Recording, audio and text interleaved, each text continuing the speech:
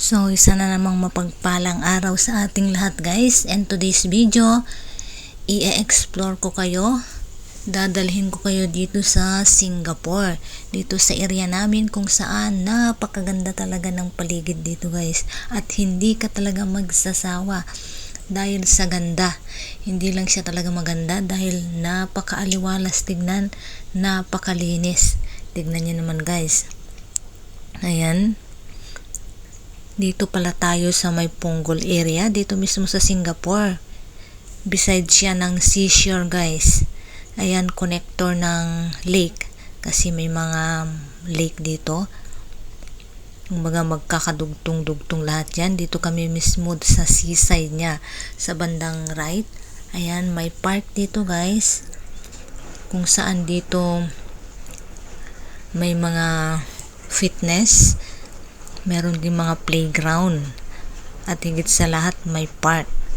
So, ayan guys. Tignan nyo dito guys. Oh. Napakalinis talaga. Ayan. Walang duda na Singapore talaga yung isa sa pinakamaganda, pinakamalinis na lugar sa buong mundo. Ayan. Dahil may mga nagme-maintain ng kalinisan at kaayusan dito guys. Dahil may mga security camera din dito na naka-install para masigurado yung seguridad ng mga mamamayan dito guys. So ayan, ito yung napakalinis nilang playground. Oh, tingnan niyo guys, 'di ba ang ganda? Nakakaayang tingnan. Pag nagpunta ka dito guys, talagang nakakatanggal ng stress. Hindi man matanggal lahat yung problema, at least kapag dito ka nagtambay guys, mababawasan yung mga dinadala nating problema, napapagaan. So ayan guys, may mga tagalinis talaga dito.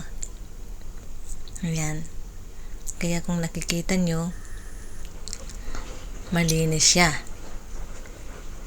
Ayan, may schedule ng cleaning dito guys. Kaya na-maintain talaga yung kagandahan. Marami dito nag-exercise guys. Pero sa ngayon dahil busy days, nasa school yung iba nasa work. Pero pagdating ng hapon yan guys, mga weekends, maraming mga bata dito na naglalaro. Ayan guys, ito yung mga HDV, kabilaan yan.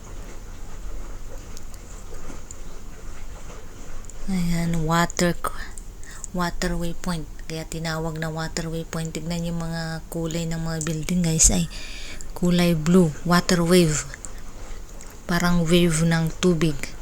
Kasi nga napapalibutan ng tubig, dyan nakuha yung pangalan na water wave. So yan guys, tignan nyo, dito ako lagi nagtatambay. Mas gugustuhin kong mag-stay dito guys dahil nakakawala talaga ng pagod. Yan, may mga fitness area dyan na kung saan pwede sa mga may edad, pero 15 pataas lang siya guys dahil delikado sa mga bata. Hindi allowed sa mga bata below 15 kasi matataas yung mga at malalaki yung mga gamit. Tinitignan pa rin nila yung kapakanan o yung safety ng mga tao. Ayan guys. Ayun. Dito yung mga upuan. Pwede kang magtambay dito guys. Basta wag mong ikalat yung basura mo. Dahil may mga designated na waste materials, waste can dito, trash can, kung saan nyo itatapon yung mga basura nyo. Disiplinado ang lugar na ito guys, kaya bawal magkalat. Dahil pag na-quote ka, may mga camera dito na naka-install, walang sorry, multa agad. Ayan, at may offense yan, warning. Ayan, ganito ka-discipline.